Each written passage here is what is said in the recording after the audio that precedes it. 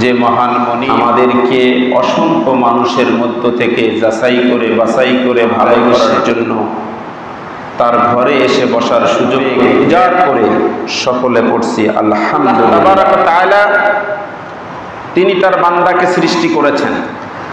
আল্লাহ তাবারাক ওয়া তাআলা আখির পয়গম্বর জনাবে রাসূলুল্লাহ সাল্লাল্লাহু আলাইহি ওয়াসাল্লামকে যেটার ব্যাপারে আল্লাহ পাক বলেছেন জালিকাল কিতাবু লা রাইবা ফি হুদাল লিল মুত্তাকিন। এখন শুধুমাত্র আমরা কি কোরআন শুধু তেলাওয়াত করার জন্য কোরআন আসছে? কোরআন তেলাওয়াত করার জন্য আসে নাই। কোরআনটা শুধুমাত্র কোরআন আমরা একটু বুকে রাখবো, চুমু খাবো, কোরআন মুখস্থ করব, কোরআন তেলাওয়াত করব, এতে আমরা সব পাবো ঠিকই, কিন্তু কোরআনের হক এতে আদায় হবে না। তার কারণটা হলো কোরআন যদি শুধু তেলাওয়াত করার জন্য আসতো, আপনারা জানেন এই কোরআনুল কারীম এই পৃথিবীতে বিশ্ব নবীর উপরে আসতে সময় লেগেছিল কতদিন? 23 বছর। তো এই 23 বছর সময় লাগার পিছনে কারণ কি? আল্লাহ পাকের কোরআন লেখার লেখক, আল্লাহর কর্মচারী এগুলোর অভাব ছিল না আল্লাহর জ্ঞানের কমতি ছিল, বা একটু সময় বেশি লাগছে কোরআনটা, এজন্য 23 বছর সময় লাগাইছেন? এ কারণে কি? তার মানে কোরআন কমপ্লিট ছিল। কোরআন কি ছিল? কমপ্লিট ছিল। কোরআন নাজিলের ধরনটা যদি আমরা বিশ্লেষণ করি তাহলেই বুঝতে পারবো যে কোরআনটা কিভাবে আসলো। নাজালাল কোরআন, কোরআনটা নাজিল হয়েছে দফাতান ওয়াহিদা, মানে এক দফা। কয় দফায়? বর্তমান কিন্তু আমরা দফা সম্পর্কে ভালো বুঝি। এক দফা কারে কয়? বাংলাদেশের মানুষ খুব ভালো করে এখন জানে যে এক দফা কারে কয়।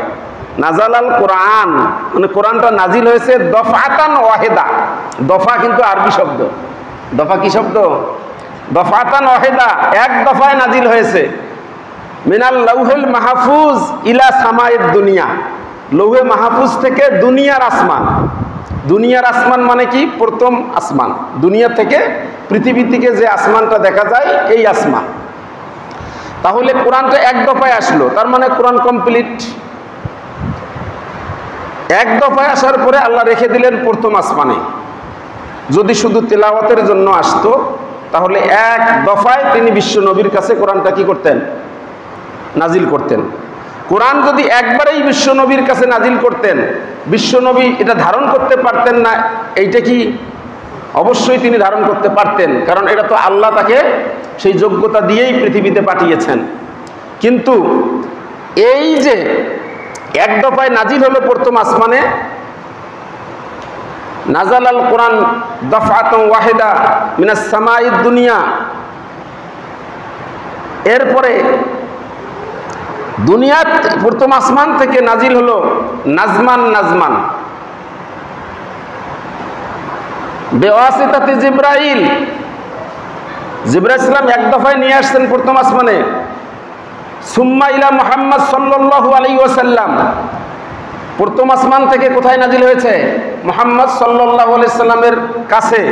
এটা কিভাবে? নাজমান নাজমান, এটা থেমে থেমে সুদীর্ঘ কত বছরে? 23 বছরে নাজিল হয়েছে।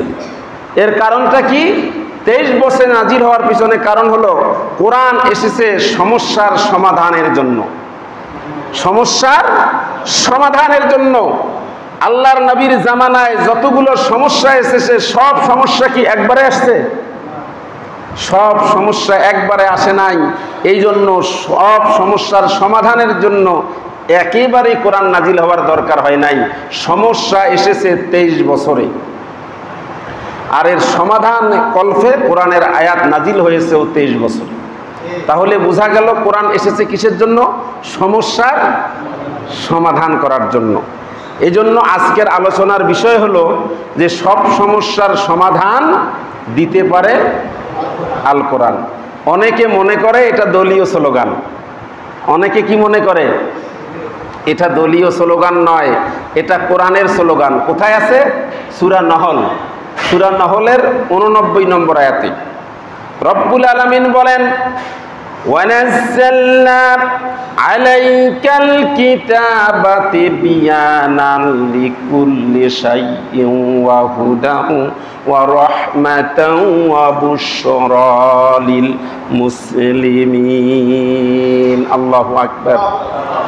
রব্বুল আলামিন বলেন, মানুষের জীবনের রান্নাঘর থেকে শুরু করে পার্লামেন্ট পর্যন্ত, ব্যক্তিগত জীবন থেকে শুরু করে আন্তর্জাতিক জীবন পর্যন্ত এমন কোনো দিক আর বিভাগ নাই যার সমস্যার সমাধান কোরআনুল কারীমের মধ্যে নাই। চিৎকার দিয়ে বলেন আল্লাহু আকবার। যত সমস্যা আছে কোথায় আছে সমাধান? কোরআনের মধ্যে আছে। এরপরে সূরা আনআম, আগেরটা বললাম সূরা নহল 89 নম্বর আয়াত, এরপরে সূরা আনআম 38 নম্বর আয়াতে আল্লাহ পাক বলছেন, মা ফাররাতনা ফিল কিতাবি মিন শাই। আল্লাহ বলেন, এই কোরআনুল কারীমের ভিতরে আমি কোনো কিছুর বর্ণনা করা বাদ রাখি নাই। কোনো কিছুর বর্ণনা করা আল্লাহ বাদ রাখেন নাই। এজন্য তো এর এক জুমায় তো বলেছিলাম, কোরআনের আয়াত দিয়ে বলেছিলাম যে এদের পক্ষে দাঁড়ানোর উকিলও বিচার মানে আইনজীবীও থাকবে না, সারা জীবন বিচার করে গেল বিচারপতি মানিক। কি বিচার করেছে? সে ন্যায় বিচার করেছে না অন্যায় বিচার করেছে? আমাদের বাংলাদেশের মানুষ সেটা ভালো করে দেখেছে। কিন্তু আল্লাহরও বিচার সে এই বেঁচে থাকতে এই পৃথিবীতেই পেয়েছে। শেষ পর্যন্ত সে এরকম একজন বিচারপতি শুয়ে থাকলো কলা পাতায়, কলা পাতার মধ্যে শুয়ে থাকলো, পালাতে গিয়ে গ্রেফতার হলো, আদালতে তুলতে গিয়ে মারও খেলো। চিন্তা করেন, একজন বিচারক কাল কিয়ামতের ময়দানে যেদিন আরশের ছায়া ছাড়া কোনো ছায়া থাকবে না, সূর্য মাতার কাছে আসবে, সেদিন 7 শ্রেণীর মানুষকে আল্লাহ পাক ওই আরশের ছায়ার নিচে কি দিবেন? স্থান দিবেন। এর মধ্যে 1 নম্বরই হলো ইমামুন আদেল, ন্যায়পরায়ণ শাসক, ন্যায়পরায়ণ বিচারক। তার স্থানটা 1 নম্বরে আল্লাহ রেখেছেন। আর ওই আসনে বসে ওই আসনকে কলঙ্কিত করে মন গড়া বিচার করে অন্যায়ভাবে এই ভালো মানুষগুলোকে, সৎ মানুষগুলোকে অন্যায়ভাবে ফাঁসিতে ঝুলিয়ে মারবে। আর আল্লাহ পাক আরশে আজিম থেকে এটা তামাশা দেখবেন। এটা হতে পারে না। আল্লাহ পাক এজন্য পৃথিবীতে তাকে এই শাস্তির ব্যবস্থা করেছেন। পরপারের বিচার তো আছেই, পরপারের বিচার আছেই। আপনারা শুনেছেন, আমাদের আল্লামা বলেছেন, আদালতে দাঁড়িয়ে বলেছেন যে আজকের এই আদালত যেভাবে পরিচালিত হচ্ছে ঠিক এমনি ভাবে এই বিচার আবারও একদিন হবে। সেদিন হবে আল্লাহর আদালতে, সেদিন আমি থাকবো বাদী, আর যারা অন্যায়ভাবে আমার প্রতি অবিচার করতেছে তারা হবে আসামি, আর বিচারক হবেন আল্লাহ। সেদিন কিন্তু অন্যায় বিচার হওয়ার কোনো সুযোগ নাই। তাহলে বোঝা গেল যত সমস্যা আছে সমাধান কোথায় আছে? আল্লাহ কোনো কিছু বর্ণনা করা বাদ রাখেন নাই। 2024 সালের এই জালিম বিচারক হয়ে তার পক্ষে আজকে একটা আইনজীবী দাঁড়ালো না, তাহলে এ কথাটাও আল্লাহ পাক কোরআনে বলে দিয়েছেন। এটা যে থাকবে না কোরআনে বলছেন, আল্লাহ তো নিজেই বলছেন, কোরআনে কিছুই বাদ রাখেন নাই। প্রমাণ দিব ইনশাআল্লাহ, আমি দলিল দিব কোরআনের আয়াত দিয়ে, আপনারা মিলায়া নেবেন, একটু গভীর মনোযোগ দিবেন। এজন্য একদিন বলেছিলাম পাশ্চাত্যের বিখ্যাত পণ্ডিত চিকিৎসক ডক্টর মরিস বুকাইলির কথা মনে আছে আপনাদের? যে মরিস বুকাইলি কোরআনুল কারীমের ভুল ধরার জন্য 5 বছর এই কোরআন নিয়ে গবেষণা করেছে। গবেষণা করার পরে কোরআন সম্পর্কে মন্তব্য করেছেন, the Quran will be regarded as an academy of science for the scientist, a lexicon for etymologist, a grammar book for grammarian, a book of prosody for poets, an encyclopedia of laws and legislation. Doctor Maurice Bucaille বলেন, এই কুরআনুল কারীম এমন একখান কিতাব, এই কুরআনুল কারীম, the Quran will be regarded an academy of science for the scientist, যে বিজ্ঞানীদের জন্য বিজ্ঞান, শব্দতত্ত্বের জন্য শব্দকোষ, ব্যাকরণের জন্য ব্যাকরণের বই, কবিদের জন্য কবিতার বই, আইন ও আইন প্রণেতার জন্য কোরআনুল কারীম হলো বিশ্বকোষ। চিৎকার দিয়ে বলেন সুবহানাল্লাহ। কি চান আপনি? আপনি কবিরা যদি চিন্তা করে তাহলে এটা কবিতার বই, ব্যাকরণ নিয়ে যদি চিন্তা করেন এটা ব্যাকরণের বই, শব্দ নিয়ে যদি চিন্তা করেন এটা হলো শব্দকোষ, আইন নিয়ে যদি চিন্তা করেন এটা হলো আইনের বিশ্বকোষ। আল্লাহু আকবার। এলে গবেষণা করে ওনারা ওই মন্তব্যগুলো করেছেন, 5 বছর গবেষণা করেছেন। তাহলে বুঝতে পারলাম সব সমস্যার সমাধান দিতে পারে আল কোরআন। এটা কি দলীয় স্লোগান? এটা জামাতি ইসলামের দলীয় স্লোগান? এটা কিন্তু অনেকে দলীয় স্লোগান মনে করে। কোরআনুল কারীম এমন কিতাব, যেই কিতাবের সমস্ত সমস্যার সমাধান আছে, কিন্তু সেটা খুঁজে নিতে হবে। কি করতে হবে? খুঁজে নিতে হবে। চমৎকার একটা দৃষ্টান্তের মাধ্যমে একটা সমাধান কেমনে কোরআনে পাওয়া যায়, এজন্য আমি আপনাদের সামনে পবিত্র কোরআনুল কারীমের 71 নম্বর সূরা, সূরা নূহ, এর থেকে ছোট্ট ছোট্ট আমি 3খানা আয়াত আপনাদের খেদমতে পেশ করেছি, 10, 11 এবং 12। এই 3টে আয়াত দিয়ে আমি প্রমাণ করে দেব যে কোরআনে যে সব সমস্যার কি আছে, সমাধান আছে। হাসান আল বসরি রাহিমাহুল্লাহু তাআলা, নাম শুনেছেন? অনেকে শুনেছেন। হাসান আল বসরি রাহিমাহুল্লাহু তাআলা, তিনি প্রখ্যাত একজন তাবেঈ, সাহাবী, তারপরে কি তাবেঈ, তারপরের স্টেপ হলো তাবা তাবেঈ, মানে পরের স্টেপ, মানে সাহাবীর পরের স্টেপটা হলো তাবেঈ। প্রখ্যাত তাবেঈ হাসান বসরি রাহিমাহুল্লাহু তাআলা, তিনি তার দরবারে তার মুরিদদেরকে নিয়ে, তার সঙ্গপঙ্গ নিয়ে তিনি দরবারে বসে আছেন। ইসলামিক আলোচনা করার জন্য দরবারে আলোচনা হয়, ইসলাম নিয়ে গবেষণা করা হয়। তিনি দরবারে বসে আছেন, ঠিক যেমনি ভাবে আপনারা বসে আছেন। এমন সময় এক ব্যক্তি চলে আসলো, আসার পরে বলতেছেন, ও হাসান বসরি রাহিমাহুল্লাহ, আমাদের এলাকায় দীর্ঘদিন ধরে খরা চলছে, অনাবৃষ্টি চলছে, বৃষ্টি হচ্ছে না। আজকে দীর্ঘদিন ধরে বৃষ্টি হচ্ছে না। বৃষ্টির অভাবে আমাদের এমন অবস্থা হয়েছে, গরমে আমরা অস্থির হয়ে পড়েছি, জমিন ফেটে চৌচির হয়ে গেছে। বৃক্ষগুলো সবগুলো এগুলো যেন পুড়ে পুড়ে যাচ্ছে, সব নষ্ট হয়ে যাচ্ছে। পশু পাখিগুলোর বড় কষ্ট হচ্ছে। অনাবৃষ্টি আজকে দীর্ঘদিন ধরে আমাদের এলাকায়।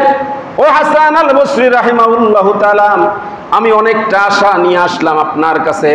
আমি আপনার কাছে জানতে চাই, কি আমল করলে, কি কাজ করলে রব্বুল আলামিন আমাদের এলাকায় বৃষ্টি বর্ষণ করে দেবে? কি কাজ করব আমরা? এই আমলটা জানার জন্য, এই আমলটা শেখার জন্য, এই সমস্যার সমাধানের জন্য আপনি একজন ইসলামিক স্কলার, আপনি একজন বিশিষ্ট আলেম দ্বীন, আপনার কাছে এসেছি। কি আমল করলে আমাদের এই অনাবৃষ্টির কবল থেকে আমরা মুক্ত হব? আল্লাহ রাব্বুল আলামিন প্রচণ্ড খরায় মৃত্যু প্রায় পৃথিবী, বারিধারা বর্ষণে আমাদের এই জমিনটা সুজলা সুফলা শস্য শ্যামলায় পরিপূর্ণ হয়ে উঠবে, এমন একটা আমলের কথা আপনি আমাকে শিখিয়ে দিন। হাসান আল বসরি রাহিমাহুল্লাহ তাআলা বললেন যে, তোমরা আল্লাহর কাছে ক্ষমা প্রার্থনা করো। কি বললেন? সমস্যা কি? গভীর মনোযোগ দিয়ে শুনবেন। সমস্যা কি? অনাবৃষ্টি। সমস্যা কি? অনাবৃষ্টি। আজকাল বুঝি আমাদের দেশে হয় না? এবারে তো হয়েছিল, এবারে এই সিজনেই হয়েছিল। সমস্যা হলো অনাবৃষ্টি। তার সমাধান কি দিলেন? আল্লাহর কাছে ক্ষমা চাও, তোমরা আল্লাহর কাছে ক্ষমা প্রার্থনা করো। অর্থাৎ তুমি তোমার এলাকায় গিয়ে বলো, এলাকার জনগণকে নিয়ে তোমরা আল্লাহর কাছে ক্ষমা প্রার্থনা করো। সমাধান দিয়ে দিলেন, উনি চলে গেলেন। উনি চলে যাওয়ার পরে দ্বিতীয় আরেক ব্যক্তি আসলো। উনি চলে গেছেন, দ্বিতীয় আরেক ব্যক্তি আসছেন। ওই ব্যক্তির সঙ্গে প্রথম ব্যক্তির দেখা হয়নি। দ্বিতীয় এক ব্যক্তি এসে বলতেছেন, ও হাসান আল বসরি রাহিমাহুল্লাহু তাআলা, আমি আপনার কাছে এসেছি। আমি একজন অভাবী মানুষ, আমি দরিদ্র মানুষ, অভাবের তাড়না, অভাবের যন্ত্রণা আমি আর সহ্য করতে পারছি না। এত অভাব, আমি ঠিকমতো খেতে পারি না, পরিবারকে খাওয়াতে পারি না, ঠিকমতো কোনো পোশাক পরতে পারি না, পরিবারকে পড়াতে পারি না। বড় কষ্টে আমি দিনাতিপাত করছি। এই কষ্টে কষ্টে দিন পরিচালনা করতে করতে আমি বড় ক্লান্ত হয়ে পড়েছি। আপনার কাছে এসেছি, আপনি এমন একটা আমলের কথা বলে দেন, এমন একটা কাজের কথা বলে দেন, যেই কাজটা করলে পরে, যেই আমল করলে পরে রব্বুল আলামিন আমাকে এই দরিদ্রের হাত থেকে, এই দরিদ্রের করাল গ্রাস থেকে আমাকে মুক্ত করে আল্লাহ পাক আমাকে সম্পদশালী করে দেবেন, এমন একটা আমলের কথা বলে দেন। এবার হাসান আল বসরি রাহিমাহুল্লাহ তাআলা বললেন যে তুমি আল্লাহর কাছে ক্ষমা প্রার্থনা করো। কি বললেন? আচ্ছা বলেন তো, প্রথম যে সমস্যা আর দ্বিতীয় সমস্যার কি মিল আছে? প্রথম সমস্যার আর দ্বিতীয় সমস্যার মিল নাই। ওটা ছিল অনাবৃষ্টি আর এটা ছিল দরিদ্র, এই অভাবী। কিন্তু সমাধানের মিল আছে। সমাধান অর্থাৎ ঔষধের কি আছে? মেডিসিনের মিল আছে, কিন্তু সমস্যা, রোগের রোগ আলাদা, কিন্তু মেডিসিন এক। দ্বিতীয় ব্যক্তি চলে গেলেন। বুঝতেছেন তো আপনারা ইনশাল্লাহ? এবার তৃতীয় আরেকজন ব্যক্তি আসলেন। তৃতীয় একজন ব্যক্তি এসে বললেন, ও হাসান আল বসরি রাহিমাহুল্লাহু তাআলা, আপনি একজন বিশিষ্ট আলেমে দ্বীন, আপনি কোরআন হাদিস গবেষণা করেন, পড়াশোনা করেন, অধ্যয়ন করেন। আমি একটা সমস্যা নিয়ে আপনার কাছে চলে এসেছি। সেই সমস্যাটা হচ্ছে, আজ আমাদের দাম্পত্য জীবনের দীর্ঘদিন হয়ে গেল, অনেক দিন কেটে গেল, কিন্তু দুঃখজনক হলেও সত্য যে আমাদের ঘরে আজ পর্যন্ত একটা সন্তানের মুখ আমরা দেখতে পারলাম না। সন্তানের মুখে আমি বাবা ডাক আজ পর্যন্ত শুনতে পারলাম না। আমার স্ত্রীর অনেক কষ্ট, মনে অনেক কষ্ট। আজকে দীর্ঘদিন হয়ে গেল আমাদের দাম্পত্য জীবন, কিন্তু একটা সন্তানের মুখ আমরা দেখতে পেলাম না। আমার স্ত্রী মা ডাক শোনার জন্য হাহাকার হয়েছে, তার হৃদয়টা খান খান হয়ে গেছে, তার হৃদয়টা একেবারে শুষ্ক হয়ে গেছে, শুধুমাত্র সন্তানের মুখ থেকে একটা মা ডাক শোনার জন্য।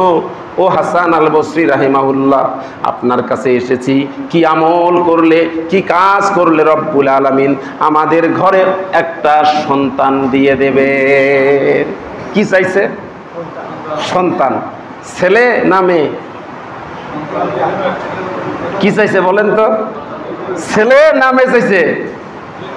একটা হলেই, একটা খেয়াল করবেন, যার দেখবেন যে ছেলে আছে সে চায় কি? মেয়ে। আর যার মেয়ে আছে সে কি চায়?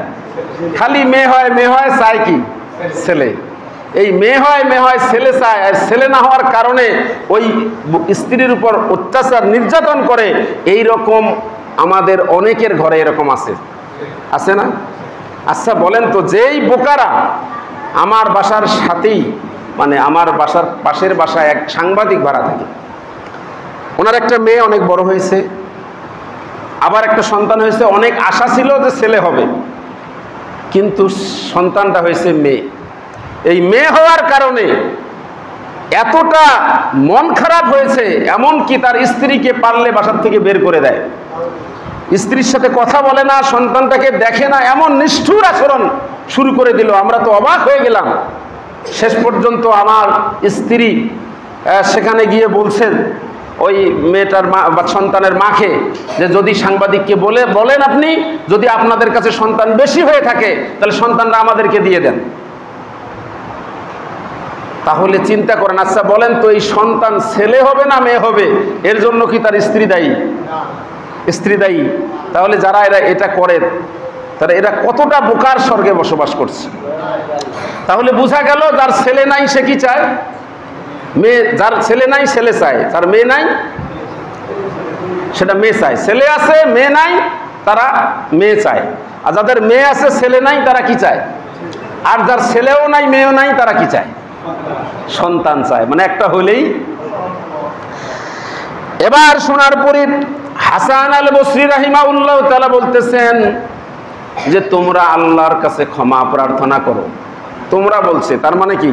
তুমি এবং তোমার দুজনে মিলে কি করো? আল্লাহর কাছে ক্ষমা প্রার্থনা করো। সমস্যা নম্বর 3, আলাদা না সমস্যা? রোগ আলাদা তো, কিন্তু চিকিৎসা এক। চলে গেল তৃতীয় ব্যক্তি। এবার চলে আসলো চতুর্থ নম্বর ব্যক্তি। চতুর্থ নম্বর ব্যক্তি আসার পরে বলতেছেন, ও হাসান আল বসরি রাহিমাহুল্লাহু তাআলা, আমি আপনার কাছে এসেছি, আমার বিশাল বিশাল ফলের বাগান আছে। কি আছে? ফলের বাগান আছে বিশাল বিশাল, কিন্তু ফল হয় না। গাছ আছে কিন্তু কি নাই? ফল নাই। আপনার কাছে এসেছি, কি আমল করলে, কি কাজ করলে রব্বুল আলামিন আমার ওই ফলের বাগানগুলোকে ফলে ফুলে সুশোভিত করে দেবেন, এমন একটা কাজের কথা, এমন একটা মানে কর্মের জন্য আমি আপনার কাছে এসেছি, এমন একটা আমলের জন্য। তার সমস্যা শোনার পরে হাসান আল বসরি রাহিমাহুল্লাহ তাআলা বলতেছেন যে তুমি আল্লাহর কাছে ক্ষমা প্রার্থনা করো। কি করো? ক্ষমা প্রার্থনা করো। সমস্যা নম্বর 4, মিল আছে আগের 3টের সাথে, কিন্তু মানে সমাধান অর্থাৎ মেডিসিন এক। চতুর্থ নম্বর ব্যক্তি চলে গেল। এই 4 ব্যক্তি কারো সাথে কারো দেখা হয় নাই, এরা জানেও না যে ইনি সবাইকে এক ওষুধ দিছে। আচ্ছা, আপনি ডাক্তারের কাছে গেছেন, একজন গেছে কয় আমার জ্বর সর্দি, তাকে দিছে প্যারাসিটামল। এরপরে আরেকজন গেছে যে তার ডায়াবেটিস, তাকেও লিখছে প্যারাসিটামল। আরেকজনের হার্টের সমস্যা, তাকেও লিখছে প্যারাসিটামল। আরেকজনের পাতলা পায়খানা, তাকেও লিখছে প্যারাসিটামল। আচ্ছা বলেন তো, ডাক্তার ও ডাক্তার না ডাকাত? ওর কাছে কেউ চিকিৎসা নিবে? এটা কোনো হয়? এটা কথা কোনো যুক্তিতে হয়? যে সমস্যা রোগ 4টা, কিসের 4টা রোগের খালি প্যারাসিটামল? এটা হলো? এটা তো জ্বর সর্দির ওষুধ, পাতলা পায়খানার ওষুধ আলাদা, হাড়ের ওষুধ আলাদা, ডায়াবেটিসের ওষুধ আলাদা। এখন ওই চতুর্থ ব্যক্তি যাওয়ার পরে ওই যে হাসান আল বসরি রাহিমাহুল্লাহ তাআলার দরবারে, তার সমাবেশে তো যারা উপস্থিত ছিল তারা এই 4 ব্যক্তির সমস্যা শোনে নাই। 4 ব্যক্তিকে যে একই মেডিসিন দিছে সেটাও শুনছে। ওই চতুর্থ ব্যক্তি যাওয়ার পরে সবাই মিলে ধরছে, হুজুর এটা হলোটা কি? আপনার মাথা ঠিক আছে? আপনার মাথা কি ঠিক আছে? কয় কেন? যে মাথা ঠিক মানে আপনি 4 জন আসলো 4 প্রকার সমাধান সমস্যা নিয়ে, আর আপনি সমাধান সবাইকে একটা দিয়ে দিলেন যে তোমরা ক্ষমা প্রার্থনা করো, তুমি ক্ষমা প্রার্থনা করো, খালি ওষুধ একটা, ক্ষমা প্রার্থনা করো। এটা কোনো হইল? ওরা না হয় শুনে নাই, কিন্তু আমরা তো শুনছি। তার উপস্থিত তার যে মুরিদ বলেন, সহকারী বলেন, সহকর্মী বলেন, সহযোদ্ধা বলেন, সবাই যখন এটা বলল, এবার হাসান আল বসরি রাহিমাহুল্লাহু তাআলা তার দরবারের সকলকে সম্বোধন করে বলতেছেন, তোমরা তো ভেবেছ সমস্যা হলো 4 প্রকার আর আমি সমাধান দিলাম 1 প্রকার। তোমরা ভেবেছ এটা আমি মন গড়া দিয়েছি। এই সমস্যার সমাধান আমি মন গড়া দেই নাই, এই সমস্যাটা আমি দিয়েছি। যিনি এই সমস্যাটা দিয়েছেন তিনি হলেন আল্লাহ রব্বুল আলামিন। নিজেই এই 4টা রোগের সমাধান, একটা মেডিসিন দিয়ে দিয়েছেন, আর আমি সেই আল্লাহ রব্বুল আলামিনের দেয়া সমস্যার সমাধানটাই আমি ওই 4 জনকে দিয়ে দিয়েছি। বলুন সুবহানাল্লাহ। হাসান বসরি বলে যে এটা আমি মন গড়া সমাধান দেই নাই, আমি পড়ালেখা না করে এই ওষুধ লেখি নাই, আমি কোনো হাতুড়ে ডাক্তার না, আন্দাজির উপরে আমি কি লেখি নাই, এই প্রেসক্রিপশনটা আমি এমনি দেই নাই, আমি পড়ালেখা করে আমি এই চিকিৎসা দিয়েছি। আপনারা বলেন তো, যারা পড়াশোনা করে মেডিকেল কলেজে পড়াশোনা করে যারা ডাক্তার হয়, ওই ডাক্তার আর গ্রামের যতগুলো এই যে পল্লী চিকিৎসক বলেন, এদের চিকিৎসা কি এক হবে? কারণ বই পড়ে পড়াশোনা করে যারা প্র্যাকটিক্যাল করে ডাক্তার হয়েছে তারা আর আন্দাজি ডাক্তার একসঙ্গে অনেকগুলো ওষুধ মারি দেয়, কোনটা কাজ করে করুক, আর এতে রুগী মরে মরুক। আছে না এরকম? হাতুড়ে ডাক্তার কিছু আছে। তা হাসান বসরি রাহিমাহুল্লাহ বলতেছেন, আমি পড়াশোনা করে এই প্রেসক্রিপশন দিয়েছি, কারণ এই প্রেসক্রিপশন আমার দেয়া নয়, এই প্রেসক্রিপশন স্বয়ং আল্লাহ রাব্বুল আলামিন দিয়েছেন। বলুন আল্লাহু আকবার। কোথায় দিয়েছেন যে আয়াত 3টি আমি পড়েছি, এবার সেই আয়াতের ভিতরে আল্লাহ পাক বলতেছেন ফাকুলতুস্তাগফিরু রাব্বাকুম। ও নবী, আপনি বলে দিন, ফাকুলতু আপনি বলুন, ফাকুলতুস্তাগফিরু বহু বচনের সিগা ব্যবহার করেছে, জমার সিগা, তোমরা সকলে ইস্তেগফার করো, ক্ষমা প্রার্থনা করো, ইস্তেগফার করো, ক্ষমা প্রার্থনা করো, রব্বাকুম তোমাদের রবের কাছে। কোরআনের কথা আল্লাহ বলছেন, ও নবী আপনি বলে দেন যে তোমরা সবাই আল্লাহর কাছে কি করো? ক্ষমা প্রার্থনা, ইস্তেগফার করো, তাওবা ইস্তেগফার করো, ইস্তেগফার করো তোমাদের রবের কাছে। ইন্নাহু কানা গফফারা, যে নিশ্চয়ই আল্লাহ হলেন তওবা কবুলকারী, তিনি ক্ষমাকারী, তিনি অপরাধ মার্জনাকারী। এরপরে বলতেছেন আল্লাহ রাব্বুল আলামিনের কাছে তুমি বলে দাও তোমরা ক্ষমা প্রার্থনা করো। তোমরা যদি ক্ষমা প্রার্থনা করতে পারো, আর আল্লাহ যদি তোমাদের এই ক্ষমা প্রার্থনা, তোমাদের এই তওবাটা, তোমাদের ইস্তেগফারটা আল্লাহ যদি কবুল করেন, করার পরে কি হবে? 11 নম্বরে আয়াতে আল্লাহ বলছেন ইউরসিলিস সামা আলাইকুম মিদরারা। আল্লাহ বলতেছেন তোমাদের তওবা যদি কবুল হয়ে যায়, তোমাদের ইস্তেগফার যদি কবুল হয়ে যায়, আল্লাহ রাব্বুল আলামিন ওই আসমান থেকে মুষলধারায় বৃষ্টি বর্ষণ করে দিবেন। বলুন সুবহানাল্লাহ। আরসালা ইউরসিলু বাবে ইফআল, উলামা ইকরাম থাকলে বুঝছেন, আরসালা ইউরসিলু এখানে বলছে ইউরসিলিস সামা, ইউরসিলু মানে প্রেরণ করবেন, সামা আসমান থেকে, আলাইকুম তোমাদের উপর, মেদরারা মানে মুষলধারায় বৃষ্টি, খালি যেন তেন বৃষ্টি না, ওই ধুলায় ভিজবে না এমন বৃষ্টি না। যদি আল্লাহ তোমাদের তওবা কবুল করেন, অনাবৃষ্টি যদি শুরু হয়ে যায়, তাহলে অনাবৃষ্টি শুরু হলে আমাদের করণীয় কি? আল্লাহর কাছে ক্ষমা প্রার্থনা করা। আল্লাহ যদি ক্ষমা করেন, তাহলে আল্লাহ মুষলধারায় সেখানে বৃষ্টি দিবেন।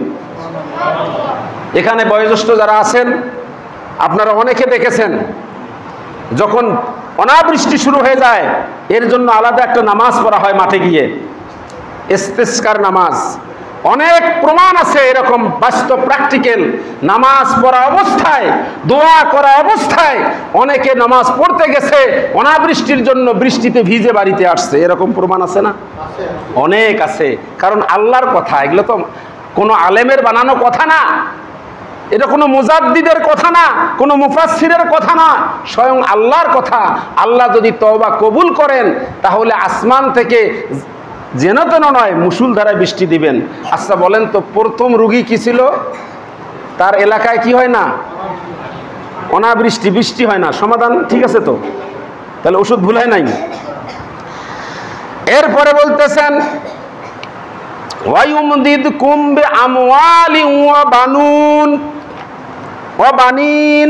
আল্লাহ বলতেছেন ওয়ায়ুমদিদকুম, যদি আল্লাহ তোমাদের তওবা কবুল করেন, ওয়ায়ুমদিদকুম বিআমওয়াল, মাল মানে সম্পদ, মাল সম্পদ, এটা সিঙ্গুলার নাম্বার, আর এর প্লুরাল হলো আমওয়াল মানে অগণিত সম্পদ, সম্পদ সমূহ। বলতেছেন আল্লাহ যদি তওবা কবুল করেন, ওয়ায়ুমদিদকুম তোমাদেরকে ভরপুর করে দিবেন, আমওয়াল মাল দিয়ে, অর্থ দিয়ে তোমাদেরকে ভরপুর করে দিবেন। সুবহানাল্লাহ।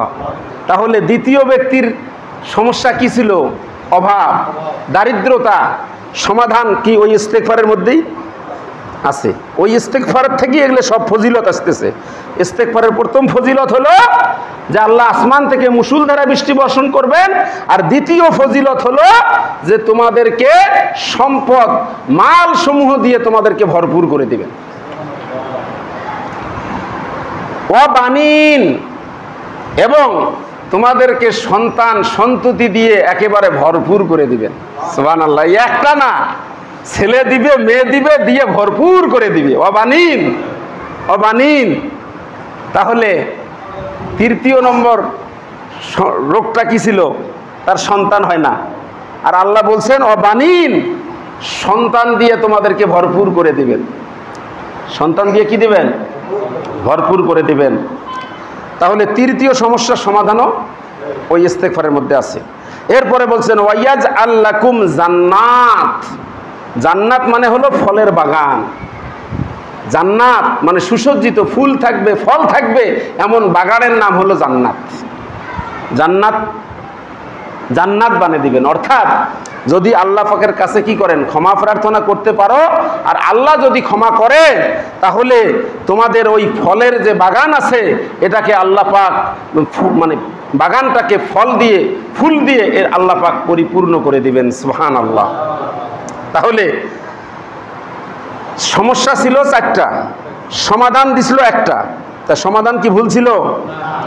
আল্লাহ পাক নিজেই ওই ইস্তেগফারের ভিতরেই সমস্ত সমস্যার সমাধানটা আল্লাহ পাক করে দিয়েছেন ইস্তেগফারের ভিতরে। এখন তাহলে আমি যে কথা বলছিলাম যে সব সমস্যার সমাধান দিতে পারে আল কোরআন, তাহলে দেখেন একটা উদাহরণ দিলাম, শুধু 4টে জটিল সমস্যা শুধু ইস্তেগফার দিয়ে আল্লাহ সমাধান দিয়ে দিয়েছে। এইভাবে খুঁজলে সব পাওয়া যাবে। এখন আসেন, এই ইস্তেগফার আমরা পড়তে পারবো তো ইনশাল্লাহ? সবচাইতে তওবার সহজ দোয়া হলো আস্তাগফিরুল্লাহ। কি? আস্তাগফিরুল্লাহ। এই আস্তাগফিরুল্লাহ পড়লে আপনার 5টা উপকার হবে। কয়টা? এই কিভাবে পড়বেন? মান লাজিমাল ইস্তিগফার জাআলাল্লাহু লাহু মিন কুল্লি দিখিন মাখরাজা ওয়া মিন কুল্লি আম্মিন ফারাজা। তারপরে বলছেন যে ওয়ায়ারযুকু মিন হাইসু লা ইয়াহতাসিব ওয়া মা কানাল্লাহু মুআযযিবাহুম ওয়া হুম ইস্তাগফিরুন। 5টা লাভ যদি কেউ আস্তাগফিরুল্লাহ পড়ে। 1 নম্বর লাভ হলো 5টা লাভের 1 নম্বর হলো মান লাজিমাল ইস্তিগফার, যে ব্যক্তি আস্তাগফিরুল্লাহর সাথে আটার মতো লেগে থাকবে। লাজেমা হলো সুইংগাম আছে না, সুইংগাম খাওয়ার পরে দেখেন না বাচ্চারা অনেক সময় দুষ্টমি করে ব্রেঞ্চের মধ্যে রাখি দেয়, আবার আরেকজন বসলে তার পাছার মধ্যে কি হয়? আটকে যায়।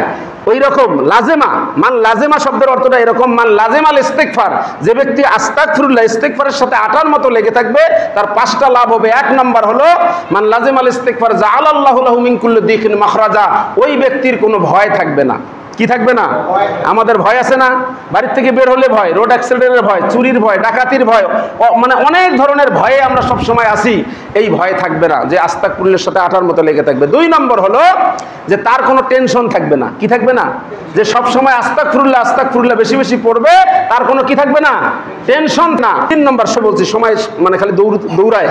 3 নম্বর হলো যে ওয়ায়ারযুকু মিন হাইসু লা ইয়াহতাসিব, তার রিস্ক কোত্থেকে আসবে সে নিজেও কল্পনা করতে পারবে না। ওয়ায়ারযুকু, আল্লাহ তাকে রিজিক দিবেন, মিন হাইসু লা ইয়াহতাসিব, এমন একটা উৎস থেকে আল্লাহ পাক তাকে রিজিক দিবেন সে কল্পনাও করতে পারবে না।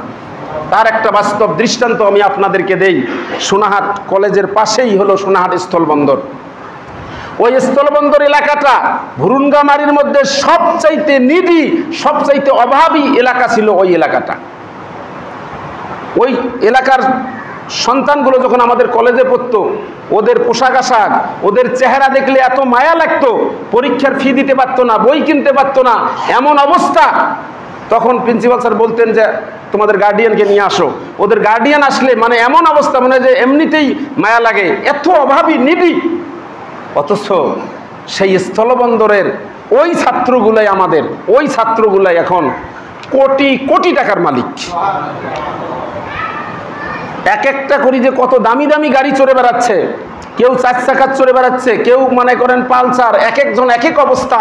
মাত্র কয়েক দিনের ব্যবধানে, মাত্র 1-2 বছরের ব্যবধানে ওই এলাকাটার লোকগুলো এখন শুধু টাকাওয়ালা হয়ে গেছে, যেটা ওরা কোনোদিন কল্পনাও করতে পারে নাই যে আমাদের এরকম টাকা হবে। তাহলে কি হলো? ওয়ায়ারযুকু মিন হাইসু লা ইয়াহতাসিব, আল্লাহ বলতেছেন যে আল্লাহ যদি কাউকে রিজিক দেয় তাহলে সে বলতেও পারবে না যে কোন উৎস থেকে তার রিজিক চলে আসবে। তারপরেরটা হলো ওমা কানাল্লাহু মুআযযিবাহুম ওয়া হুম ইস্তাগফিরুন, আস্তাগফিরুল্লাহর সাথে যে ব্যক্তি আটার মতো লেগে থাকবে, যে ব্যক্তি আস্তাগফিরুল্লাহর সাথে আটার মতো লেগে থাকবে, জাহান্নামের আগুন তাকে স্পর্শ করবে না। ওমা কানাল্লাহু মুআযযিবাহুম ওয়া হুম ইস্তাগফিরুন। তাকে জাহান্নামের আগুন কখনো স্পর্শ করবে না। আর 5 নম্বরটা হলো যে তাকে আল্লাহ মুস্তাজাবুদ দাওয়া বানিয়ে দিবেন। মুস্তাজাবুদ দাওয়া, আস্তাগফিরুল্লাহর সাথে আটার মতো লেগে থাকলে তাকে আল্লাহ কি বানিয়ে দিবেন? মুস্তাজাবুদ দাওয়া বানিয়ে দিবেন। মুস্তাজাবুদ দাওয়াটা কি? যে মুস্তাজাবুদ দাওয়া হচ্ছে ওই দোয়া যেই দোয়া করতে দেরি কবুল হতে দেরি নাই, মুস্তাজাবুদ দাওয়া। এরকম একটা আপনার উদাহরণ দিব কি শেষ করে দিই একটু এই উদাহরণটা দিয়ে। সেটা হলো, আপনারা জানেন আমাদের সমাজে, আমাদের দেশে যেগুলো মাযহাবের প্র্যাকটিস আছে তার মধ্যে একটা মাযহাব আছে হাম্বলি মাযহাব। ইমাম আহমদ ইবনে হাম্বল, ইমাম আহমদ ইবনে হাম্বল তিনি এমন একজন তিনি মানে হাদিস বিশারদ, যিনি একক স্বতন্ত্র হাদিস কিতাব হিসেবে মুসনাদে আহমদের ভিতরে 40,000 হাদিস তিনি সন্নিবেশিত করেছেন। সুবহানাল্লাহ। এই মুসনাদে আহমদ ইমাম আহমদ ইবনে হাম্বল জীবনের পরন্ত বেলায় এসে তিনি হাদিস সংগ্রহের জন্য গ্রাম থেকে শহর, শহর থেকে গ্রাম সে চষে বেরিয়েছেন। বুড়া বয়সে শহর থেকে গ্রাম, গ্রাম থেকে শহর চষে বেরিয়েছেন। এইরকম ভাবে তিনি একদিন এক শীতের রাত্রিতে, ওই আপনারা তাবলিগ জামাতের ভাইয়েরা দেখেন না গাঁটটি নিয়ে কিভাবে কাঁধে নিয়ে চলে যায়, এরকম বয়স্ক মানুষ, বয়োবৃদ্ধ মানুষ জীবনের পরন্ত বেলায় এসে হাদিস সংগ্রহ করার জন্য এরকম একটা গাঁটটি কাঁধে নিয়ে তিনি চলে যাচ্ছেন। এরকম রাত্রিবেলা কনকনে শীত, সাথে হিমেল হাওয়া, রাত্রিবেলা একটা মসজিদে, এরকম একটা মসজিদে তিনি সলাতুল ইশার নামাজ আদায় করছেন। সলাতুল ইশার নামাজ আদায় করার পরে মসজিদে তিনি তার গাঁটটি বিছাইছেন, ওখানে একটু রাত্রি যাপন করবেন। এমন সময় এই যে মসজিদের খাদেম এসে বলতেছে যে আপনাকে এখানে থাকা যাবে না, আমাদের মসজিদে এভাবে থাকার কোনো নিয়ম নাই। সে তো চেনে না ইনি কে, বুড়া মানুষ, বলছে এখানে থাকা যাবে না। কয় না বাবাজি, আমাকে একটু থাকতে দাও, আমি বয়োবৃদ্ধ মানুষ, আমি অতিথি মানুষ, আমি মানে মেহমান কি মুসাফির, আমি মুসাফির মানুষ, আমি কোথায় যাব? এখানে কেউ আমার চেনা জানা নাই, আমি বয়োবৃদ্ধ মানুষ, কোথায় যাব? আমাকে শুধু রাত্রে থাকতে দাও, আমি ফজরেরও মুসল্লি, এখানে আমি ফজরের নামাজটা পড়ে তারপরে বের হয়ে যাব। কিন্তু তারপরেও মসজিদের খাদেম তাকে থাকতে দিল না। শেষ পর্যন্ত বললেন, যদি বের হয়ে না যান স্বেচ্ছায়, তাহলে আপনাকে গাঁটটি শুদ্ধে আপনাকে বের করে ধাক্কা দিয়ে বের করে দিতে আমি বাধ্য হব। জানে না তো যে ইনি কে, যদি জানতো তাহলে এই আচরণ করতো। এই খাদেমের সাথে সুবিধা করতে না পেরে তিনি অগত্যা কি করেন, আবার এই কনকনে শীতের রাতে ওই গাঁটটিটা নিয়ে তিনি তখন চলে গেলেন, বেরিয়ে গেলেন। হাঁটতেছেন, হাঁটতে হাঁটতে হাঁটতে হাঁটতে দেখে ছোট্ট একটা বাজার, সেখানে একজন খাব্বাজ মানে যিনি রুটি বানান আর বিক্রি করেন, এরকম একটা খাব্বাজকে দেখলেন যে রুটি বানাচ্ছি, আবার রুটি ভাজতেছে, বিক্রি করতেছে। সেখানে চুলার মধ্যে, উনুনের মধ্যে, সেখানে গিয়ে বলতেছে, বাবাজি আমি বড় মুসাফির মানুষ, আমি বয়োবৃদ্ধ মানুষ, আমি এই কনকনে শীতের রাতে আমার থাকার কোনো জায়গা নাই, তুমি তো এখানে রুটি বানাচ্ছ, বিক্রি করতেছো, তোমার চুলার পাশে বসে যদি আমি রাতটা কেটে দেই তোমার কি খুব অসুবিধা হবে? জাস্ট তোমার চুলার পাশে আমি একটু বসবো, খালি একটু রাতটা কেটে দেবো বসে থেকে, তোমার কি অসুবিধা হবে? মানে ওই খাব্বাস রুটি বিক্রেতা বলছে, না না বাবাজি, আপনি বলেন কি, আপনি আমার চুলার পাশে বসে থাকবেন, এতে আমার কি সমস্যা হবে? কোনো সমস্যা নেই, আপনি বসেন। এবার ইমাম আহমদ ইবনে হাম্বল ওই খাব্বাস রুটি বিক্রেতার পাশে বসে আছেন আর লক্ষ্য করতেছেন ওই রুটি বিক্রেতা সে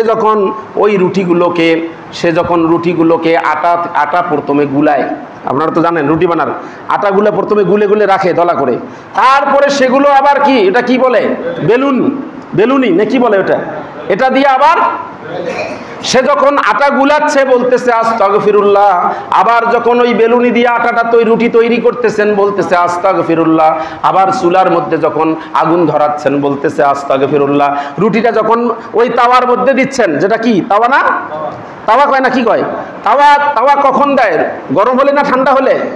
গরম হওয়ার পরে যখন রুটির তাওয়ার মধ্যে দিচ্ছেন বলতেছে আস্তাগফিরুল্লাহ, রুটি উল্টে দিচ্ছে বলতে আস্তাগফিরুল্লাহ, আবার যখন রুটি নামাচ্ছেন বলতেছে আস্তাগফিরুল্লাহ, কাস্টমার আলে তাকে রুটি দেওয়ার সময় বলতেছে আস্তাগফিরুল্লাহ, আবার যখন কাস্টমার তাকে টাকা দিচ্ছে, ক্যাশে টাকা নেওয়ার সময় বলতেছে আস্তাগফিরুল্লাহ, আবার ক্যাশ বক্সে রাখার সময় বলতেছে আস্তাগফিরুল্লাহ।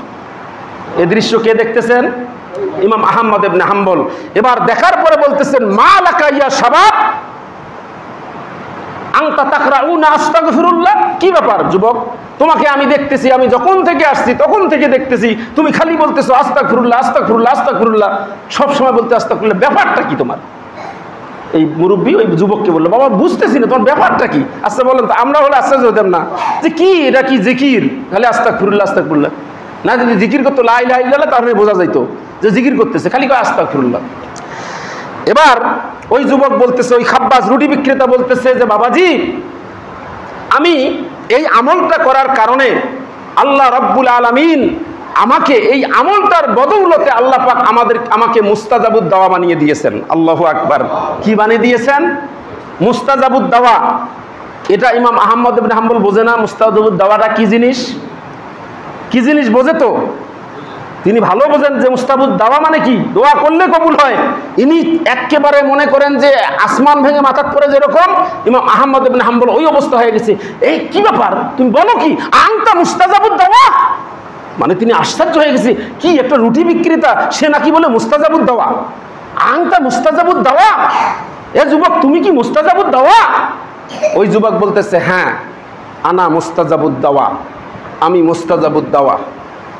আমি জীবনে যত দোয়া করেছি এই আমলটা করার কারণে, আমি জীবনে যত দোয়া করেছি সব দোয়া আল্লাহ আমার কবুল করে নিয়েছেন। এই কথা বলার পরে যুবক দুই চোখের পানি ছেড়ে দিয়ে এবার কাঁদতে কাঁদতে বলতেছে যে বাবাজি, আমি এই আমলটা করার কারণে আল্লাহ রাব্বুল আলামিন আমার জীবনের সব দোয়া কবুল করলেও একটা দোয়া আজ পর্যন্ত আল্লাহ আমাকে কবুল করে নাই। আমি মুস্তাজাবুদ দাওয়া, দোয়া করলেই কবুল হয়, সব দোয়া কবুল হয়েছে, কিন্তু একটা দোয়া আজ পর্যন্ত আল্লাহ আমার কবুল করে নাই। আমি সব সময় ওই দোয়াটা করি, কিন্তু ওই দোয়াটা আল্লাহ কবুল করেন নাই। ইমাম আহমদ ইবনে হাম্বলের কিউরিসিটিটা আরো বেড়ে গেল যে কি সেই দোয়া যে তুমি মুস্তাজাবুদ দাওয়া হওয়ার পরেও তোমার সব দোয়া কবুল হয়, একটা দোয়া তোমার কবুল হয় না, সেই দোয়াটা কি বাবাজি আমাকে একটু বলো তো। এবার ওই যুবক চোখের পানি ছেড়ে দিয়ে বলতেছে, বাবাজি সেই দোয়ার কথাটা কি বলবো, আমি সব সময় আল্লাহর কাছে দোয়া করি, আল্লাহ শুনেছি এই জামানার সবচাইতে বড় মুজাদ্দিদ তিনি হলেন ইমাম আহমদ ইবনে হাম্বল। আমি দোয়া করেছি আল্লাহ আমার জীবন দশায় অন্তত যেন আমি একবার ইমাম আহমদ ইবনে হাম্বলকে দেখতে পাই। এই দোয়াটা আমি এত করছি, আজ পর্যন্ত আমার এই দোয়াটা কবুল হচ্ছে না। আমি জানি না আল্লাহ কি অপরাধের কারণে আমার এই দোয়াটা কবুল হচ্ছে না। এই কথাটা যখন শুনেছে ইমাম আহমদ ইবনে হাম্বল, তিনি আর নিজেকে কন্ট্রোল করতে পারে নাই, বলতেছে যুবক, ইমাম আহমদ ইবনে হাম্বলের দেখা করার জন্য ইমাম আহমদ ইবনে হাম্বলের দরবারে তোমাকে যাওয়া লাগবে না, ইমাম আহমদ ইবনে হাম্বল নিজেই তোমার কাছে ছুটে চলে এসেছে। আনাল আহমদ ইবনে হাম্বল, আমি হলাম ইমাম আহমদ ইবনে হাম্বল। তিনি এবার আবেগে ওই যুবক এবার হাউমাউ করে কান্নাকাটি করে ইমাম আহমদ ইবনে হাম্বলকে বুকে জড়িয়ে ধরে বলতেছে, এই আস্তাগফিরুল্লাহর আমল করার কারণে আল্লাহ পাক আজ আমার এই দোয়াটাও কবুল করে নিয়েছে। আল্লাহু আকবার। তাহলে এই আস্তাগফিরুল্লাহর আমল, এই আমলটা, এই পাঁচটা ফজিলতের মধ্যে একটা হলো মুস্তাজাবুদ দাওয়া। আমরা সব সময়, আমরা অবসরে গাড়ির জন্য অপেক্ষা করতেছি, বাড়িতে রান্না হচ্ছে, খাওয়া একটু দেরি হবে, অপেক্ষা করতেছি, সব সময় আমরা কি বলবো? আস্তাগফিরুল্লাহ। সূরা নসরে আল্লাহ পাক এই জন্য বলছে, বিজয় হওয়ার পরে আমরা অন্য কোনো উৎসব করব না, ফাসাব্বিহ বিহামদি রাব্বিকা ওয়াস্তাগফির। ও নবী, বিজয় হয়েছে, আপনি কি করেন? বেশি বেশি আল্লাহর গুণ কীর্তন করেন আর আস্তাগফার পড়েন। আমরা বেশি বেশি আস্তাগফিরের এই আমলটা করব। আল্লাহ রাব্বুল আলামিন আমাদেরকে সকলকে বুঝে আমল করার তৌফিক দান করুন। আল্লাহুম্মা আমিন।